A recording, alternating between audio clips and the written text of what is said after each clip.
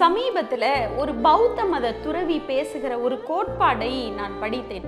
ரொம்ப ஆச்சரியமான அந்த 4 விஷயங்கள், வாழ்க்கையில் நாம் ஒவ்வொருவரும் மிக மிக கவனமாக கடைபிடிக்க வேண்டிய 4 விஷயங்கள்.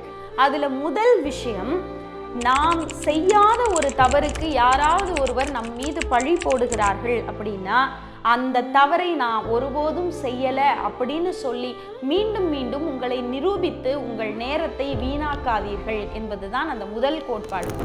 2வது விஷயம், நீங்க ஒருவேளை ஏதோ ஒரு தவறு செய்திருந்து அந்த தவறு மற்றவர்களுக்கு தவறு என்று கண்டுபிடிக்கப்பட்டு விட்டால் அதை நான் சரியாகத்தான் செய்தேன் என்று போராடி நிரூபித்து உங்கள் நேரத்தை வீணாக்காதீர்கள். 3வது கோட்பாடு, நீங்கள் உங்களுக்கு ஏதோ ஒன்று தேவைப்படுகிறது என்கிற சூழ்நிலையில் அந்த தேவைப்படுவதை அடைவதற்காக மற்றவரிடம் ஒருபோதும் உதவி என்று போய் கேட்டு நிற்காதீர்கள். அப்படி நின்று உங்கள் நேரத்தை வீணாக்காதீர்கள். இது 3வது கோட்பாடு.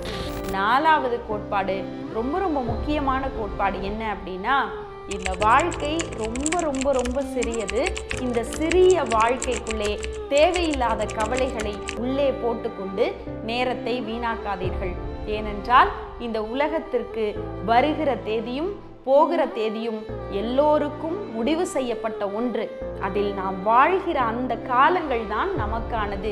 அப்படிப்பட்ட நமக்கான நேரத்தை மகிழ்ச்சியோடு அதை ஆனந்தமாக வாழுகிற ஒவ்வொருவருக்கும் தான் இந்த வாழ்க்கை கையிலே வசப்பட்டிருக்கிறது.